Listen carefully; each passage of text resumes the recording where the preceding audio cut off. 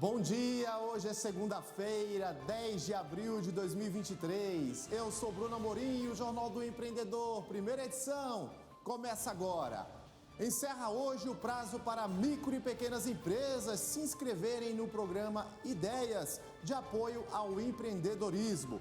Rússia derruba embargo e pode voltar a comprar carne do Brasil. E você vai conhecer empresas e iniciativas que promovem a potência de uma comunidade que enfrenta preconceitos. Tudo isso e muito mais você confere agora no Jornal do Empreendedor, primeira edição.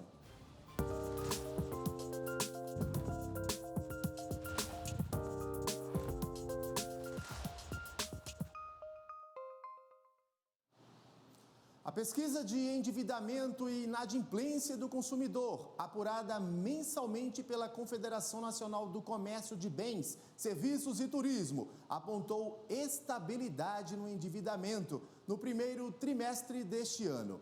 O mês de março terminou com 78,3% das famílias endividadas, o mesmo índice de fevereiro.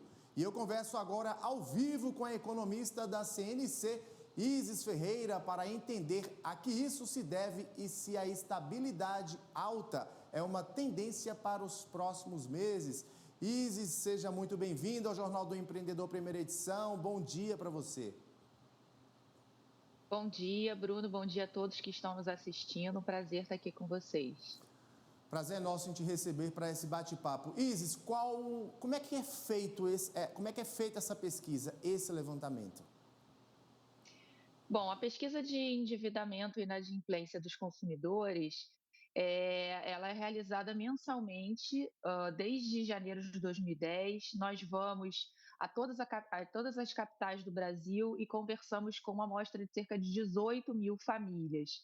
Esse resultado de março mostra que a proporção de famílias endividadas ficou estável. De certa forma, é uma boa notícia, mesmo que esse endividamento esteja ainda em nível elevado, ele mostra que parou de crescer, né? A gente tem aí já um nível de endividamento dos consumidores muito alto, um volume de consumidores muito alto, né? Endividados com algum tipo de dívida, mas mesmo em nível elevado, ele parou de crescer. Então, isso mostra que as famílias, de certa forma, estão buscando um controle aí desse nível de endividamento num contexto de juros altos, né? A gente está falando de juros que cresceram muito num curto espaço de tempo e isso piora o endividamento, né? Principalmente quando a família sente que esse endividamento já está influenciando, impactando muito o orçamento.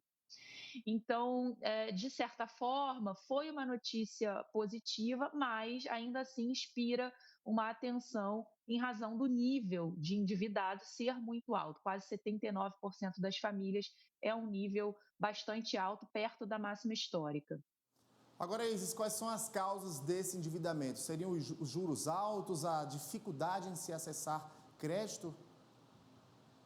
Bom, na verdade, essa maior uso do crédito, né, a maior contratação de dívidas vem acontecendo desde um pouco antes da pandemia, mas se intensificou depois da pandemia. Obviamente, as famílias de menor renda foram mais impactadas com o fechamento dos negócios, com o mercado de trabalho, né, que foi duramente afetado nos primeiros meses da pandemia.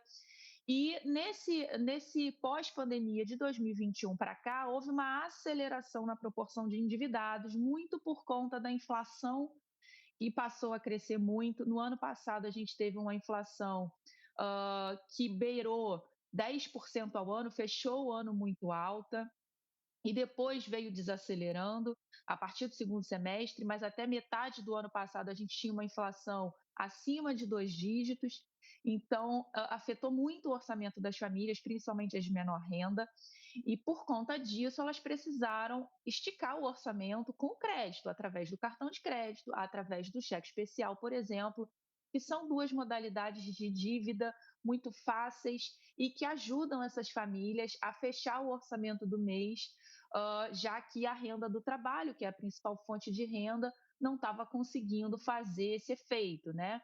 Então, a inflação alta piorou esse uso do crédito, aumentou a necessidade de uso do crédito. Além disso, a gente também teve a recuperação do mercado de trabalho, mas, de certa forma, a inflação alta fez com que mesmo mais pessoas no mercado de trabalho formal precisassem usar o crédito, e é uma tendência. Hoje, as famílias concentram muito seus gastos no cartão de crédito.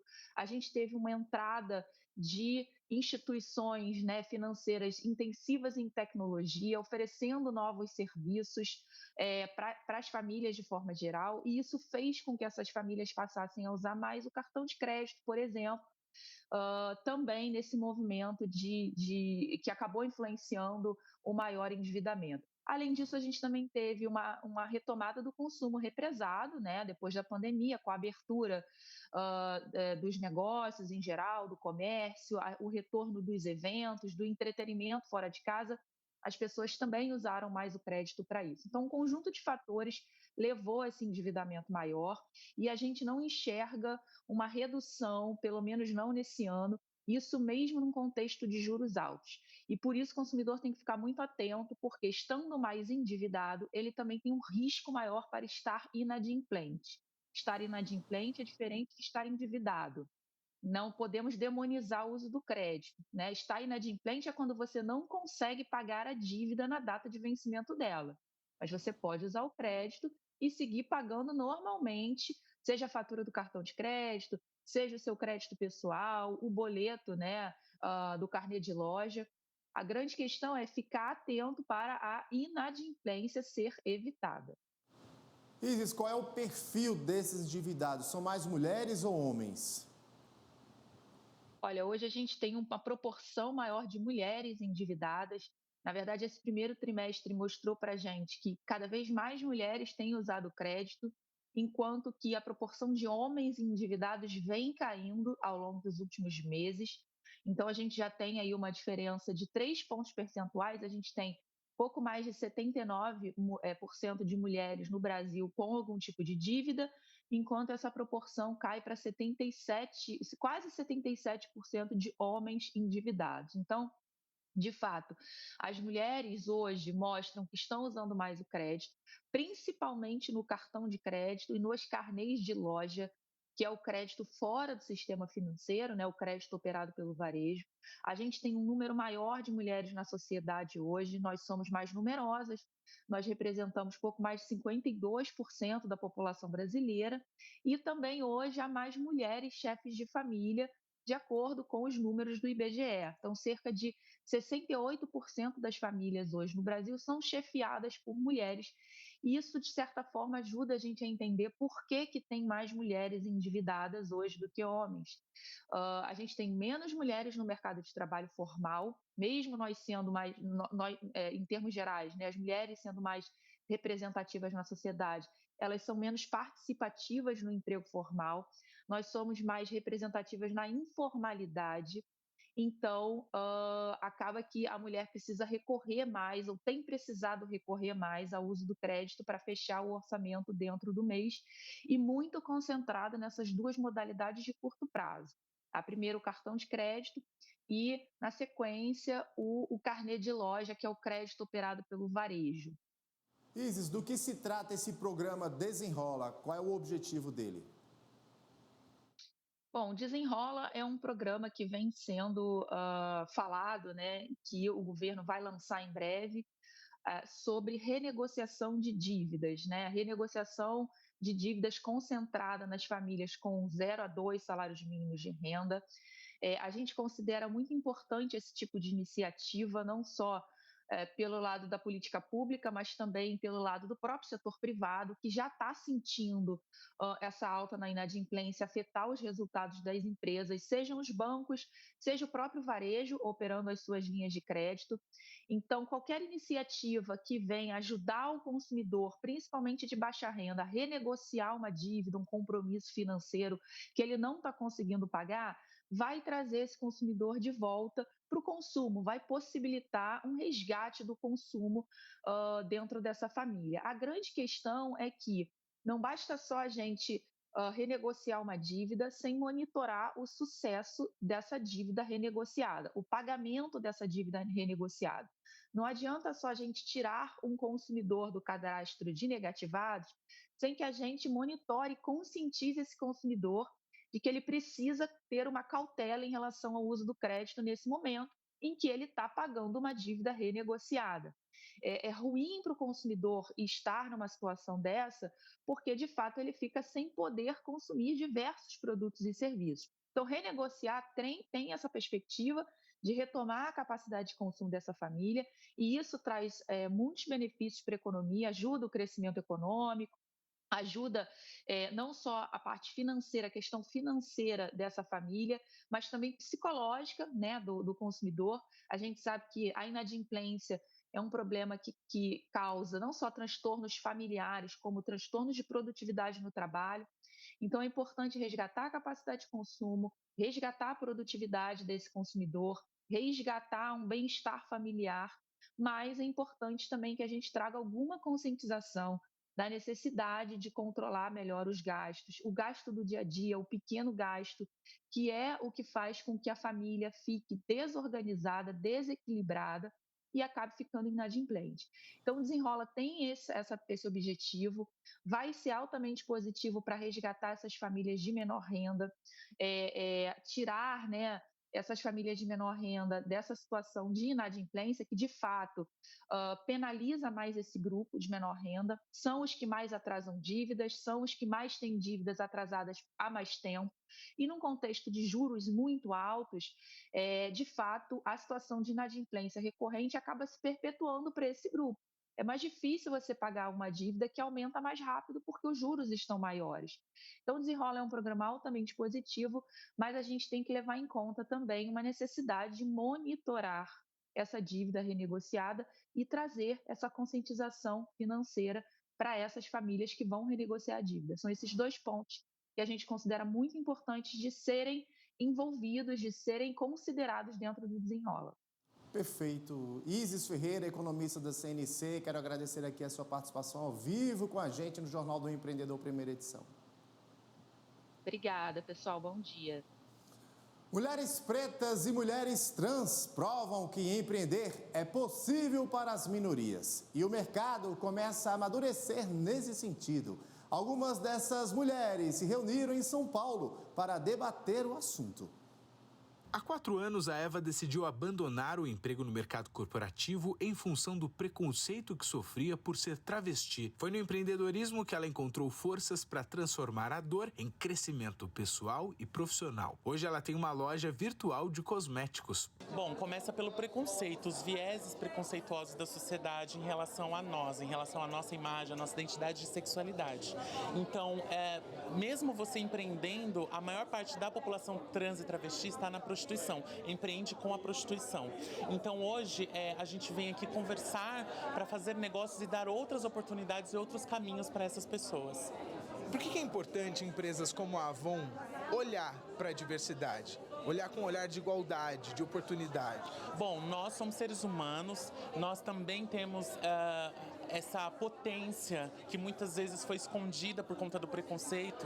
Então hoje a Avon ela dá essa oportunidade das pessoas LGBTQIAP+, de trazerem essa potência para o mercado, seja para o seu próprio sustento, seja para representar a marca. Então isso é muito bom, porque tira completamente o viés preconceituoso sobre a nossa comunidade, né? E mostra apenas nós, como seres humanos, o que nós podemos oferecer para a empresa, o que nós podemos fazer pela sociedade. Essa realidade vivida pela Eva também está presente na vida de outras mulheres LGBTQIAP+, que também encontraram pelo caminho vários problemas sociais, entre eles a falta de oportunidade. Uma pesquisa encomendada pela startup Inhaí mostrou que 13% das mulheres LGBTQIAP+, brasileiras que fundaram empresas decidiram partir para esse caminho devido ao preconceito sofrido na hora de preencher uma vaga em empresas de vários setores. Primeiro que eu acho que esse empreendedorismo, que é um empreendedorismo por sobrevivência, que é a pessoa não decidiu empreender, ela foi jogada no empreendedorismo porque era a única saída de sobrevivência. Eu acho que ele é um lugar muito delicado, porque a gente não pode romantizar esse empreendedorismo, mas ao mesmo tempo a gente precisa ajudar que essas pessoas que escolheram por esse caminho tenham uma sobrevida. Estas duas amigas de longa data também entenderam a importância de fomentar o empreendedorismo de minorias. Há 1 ano e meio, elas criaram a Quilombo Cultural, uma loja colaborativa que reúne mulheres pretas, trans e mães solos em uma das maiores comunidades da América Latina, a cidade de Tiradentes, localizada na zona leste de São Paulo. Um dos objetivos é dar capacitação para o empreendedorismo social e trazer dignidade a milhares de mulheres. A gente viu a necessidade de andar junto. A Quilombo ela não se chama só Quilombo por um acaso. A gente viu a necessidade de se aquilombar, de fazer como antigamente as pessoas faziam, né? De se reunir para fazer as coisas acontecerem. A gente faz com que elas consigam ir muito mais além. Cada uma tem um trabalho incrível e elas muitas vezes precisam de afirmação para isso, para que elas entendam que elas são empreendedoras, que elas têm um trabalho incrível e que o mundo precisa conhecer o seu produto. A gente está arrumando a virar uma hub para poder dar formação para essas empreendedoras, que a gente descobriu que muitas elas nem sabem que empreendem. Então, o nosso objetivo também é ensinar um pouco das nossas adversidades quanto empresa e aí formar essas empreendedoras. Legal. Qual que é, na sua opinião, o papel de eventos como esse? Eventos como esse é importante para trazer pessoas como eu, que é filha de uma empregada doméstica, que algum dia só entrou pela porta de serviço de um hotel desse e hoje em dia eu entro pela porta da frente como empresária. Talvez o mercado de trabalho venha reconstruindo os seus processos, os seus recursos humanos, mas a gente ainda tem um grande desafio, que é justamente conseguir fazer com que essas pessoas tenham um caminho mais sustentável nesse empreendedorismo por sobrevivência. E no próximo bloco, castanha orgânica é valorizada em 30% no mercado externo. Fique com a gente e saiba de qual produto eu estou falando.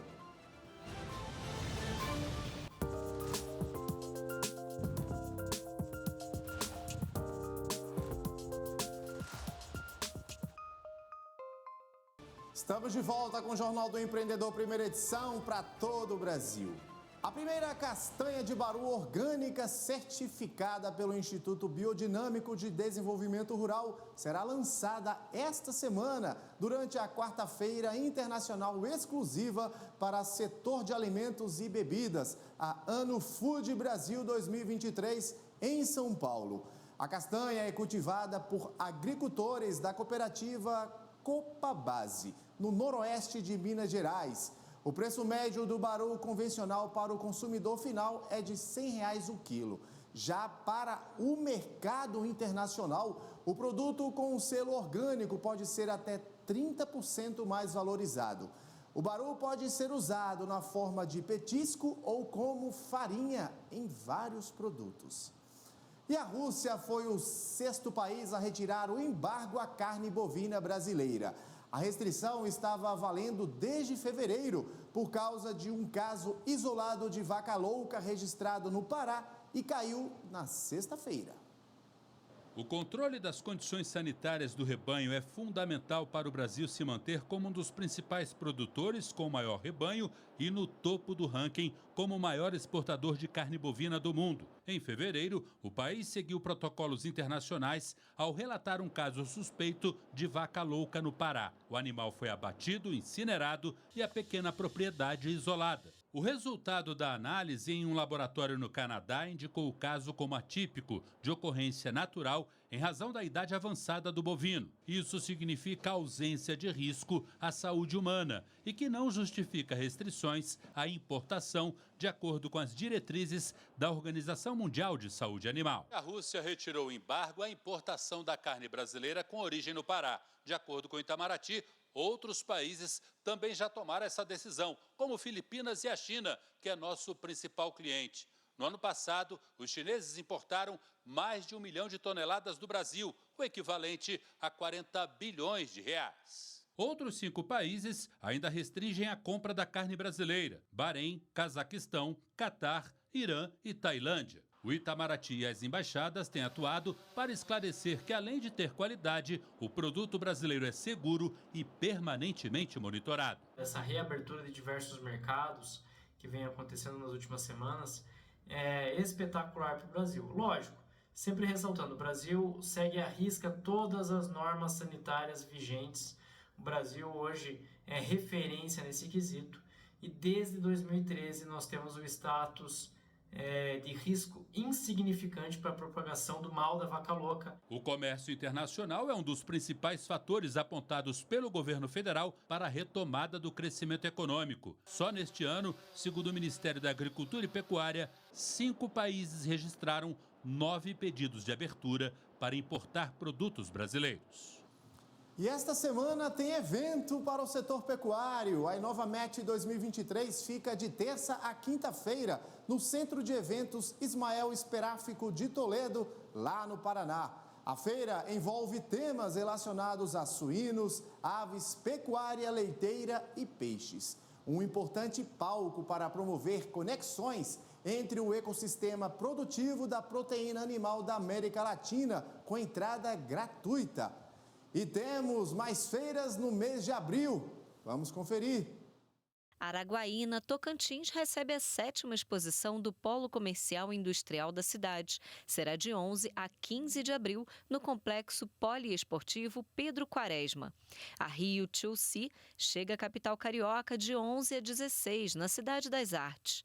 Em São Paulo tem a Feira de Inovações da Construção Civil, FEICOM, entre os dias 11 e 14 no São Paulo Expo. A Expo Ótica vai do dia 12 a 15 no Expo Center Norte. No mesmo endereço, entre 14 e 16 de abril, mas em setores diferentes, tem a Expo Noivas, com roupas de festas, e a Arnold Expo, que reúne negócios do setor esportivo dentro da convenção Arnold South America. E falando de inovação e tecnologia, empreendedores de todo o Brasil foram à capital federal para ver e mostrar o que há de mais inovador no universo da tecnologia. Foi a 5ª edição da Campus Party Brasília. Teve futebol de robô, jogos de realidade virtual, simulador de voo livre, caneta 3D para desenvolver a criatividade, impressora 3D que deu vida a desenhos animados e super-heróis e muitos games. Um mundo de oportunidades para os jovens. Se os jovens de hoje trabalhar a questão tecnológica, vai ficar para trás, vai perder espaço no mercado. Que é isso? Então você precisa entender programação, você precisa entender robótica. E aquela que hoje está estudando robótica, e na frente de muitas crianças que não estão estudando robótica. Porque o futuro agora, empresa do futuro. Muitas profissões estão deixando de existir, né? E essas novas vão estar tomando aí o mercado. E os jovens que estarão, eles vão estar um passo à frente. Um lugar para desenvolver a criatividade e compartilhar conhecimento. Os pais incentivam e as crianças se encantam com o que vem. Eles aprendem brincando, né? E é tudo que eles gostam, né? Tecnologia, aprendizado, diversão, para eles perfeito. A gente ia fui massa, vale a pena. Gostou dos jogos? Você vai criar o robô? A gente não criou o robô ainda, só que a gente vai ir lá na fábrica para olhar como é que tá por enquanto. E vocês gostam assim de jogos, dessas coisas tecnológicas, robôs? Muito. Uma oportunidade também para os empreendedores mostrarem suas inovações. O Igney era professor e viu na tecnologia tridimensional a possibilidade de mostrar aos jovens um novo mercado de trabalho e um empreendimento bastante promissor. Eu era professor do Pronatec em 2014, 2015, né? Aí me deram uma disciplina chamada manutenção de impressoras. Uma turma de adolescentes, adultos e adolescentes, e essa aula era na sexta-feira à noite. Então os alunos iam embora 8 horas, 9 horas, aí eu cheguei com o coordenador, pedi para mexer na ementa do curso, né, na disciplina, e conversei com a turma. Aí os alunos falaram, não, professor, eu vou ficar aqui sexta-feira para aprender a trocar cartucho, trocar cabo de impressora. Aí, de manutenção para impressoras, a gente criou criação e construção de impressora 3D. Aí eu levei o Arduino para a sala de aula, levei a Cultura Maker para os alunos, envolvi eles. Então, antes, 8h30, 9 horas, não tinha ninguém na sala de aula. Depois disso, Dava meia-noite, o Bedel batia na porta. Pô, professor, preciso fechar a faculdade. As impressoras 3D atendem 3 principais nichos: a pessoa que quer vender os bonecos para colecionadores, a área médica e odontológica com a criação de próteses de resina e a robótica com a criação de drones e robôs. Essas impressoras variam de R$ 1.700 a R$ 20 mil e levam em média de 6 a 10 horas para imprimir, dependendo do tamanho e da geometria do desenho. Quem quer empreender, então, com uma máquina 3D não vai faltar trabalho? Não falta. O cara, ele tem a liberdade econômica, né? A gente fala que a gente está vendendo, não é plástico impresso, porque impressão 3D é plástico derretido. Então a gente vende o quê? A gente vende possibilidade, porque o cara consegue, com a máquina 3D, ele tem uma renda. Atenção, empreendedores! Hoje é o último dia para micro e pequenas empresas se inscreverem no programa Ideias, que vai selecionar 300 projetos para receberem capacitação empreendedora, tecnológica e mentoria. Promovido pelo Ministério do Desenvolvimento em parceria com o Sebrae e com a Amprotec. O programa dura 10 semanas, vale para todo o país e é gratuito. As inscrições são feitas pelo site que aparece aqui na tela. E o Jornal do Empreendedor, primeira edição, fica por aqui. A próxima edição é daqui a pouquinho, às 11h30 da manhã, com meu colega Sebastião Garcia. Eu volto amanhã. Tchau!